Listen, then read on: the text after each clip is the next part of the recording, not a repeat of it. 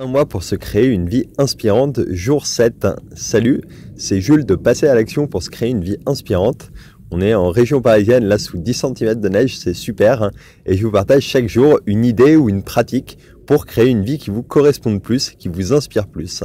Hier, on a parlé de l'importance de lâcher le perfectionnisme, donc et d'avancer pas à pas, simplement en faisant des essais et des erreurs vers ce qui vous inspire. Et aujourd'hui, on va parler de l'importance d'être indulgent envers vous-même.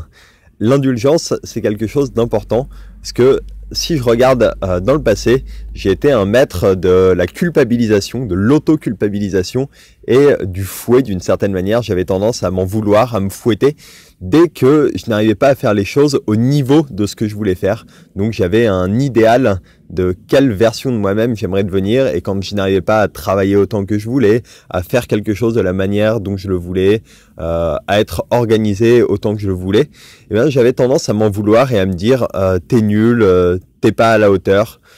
Et en fait, ça venait simplement faire diminuer ma confiance en moi, donc diminuer mon envie de continuer à avancer, diminuer tout mon courage, mon estime. Et en fait, c'était simplement contre-productif. Donc l'invitation, si vous êtes du genre à vous culpabiliser, à vous dire, à vous comparer en fait à cette autre version de vous-même et à vous en vouloir, je vous invite à vous demander à la place, quand vous n'arrivez pas à faire quelque chose à la hauteur de ce que vous voulez, vous demandez en quoi ce que j'ai fait déjà était parfait par rapport à là où j'en suis. En quoi est-ce que je peux dire que j'ai fait de mon mieux? Et en fait, qu'est-ce que je peux apprendre de cet échec ou de cet essai qui n'a pas été à la hauteur de ce que je voulais vivre?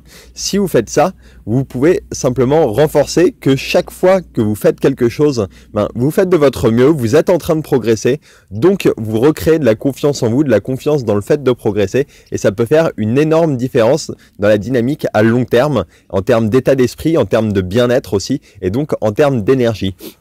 Donc si l'idée vous parle, demandez-vous à quel moment est-ce que vous vous culpabilisez et qu'est-ce que vous pourriez vous dire à la place? Comment est-ce que vous pourriez faire pour rentrer dans une démarche positive, vous valoriser, voir que vous faites de votre mieux et puis progresser par rapport à ça? Si ça fait sens pour vous, partagez-le sous la vidéo en commentaire, partagez-le aussi, partagez la vidéo avec vos amis, et puis je vous dis à demain pour une autre idée autour de l'état d'esprit. Ciao!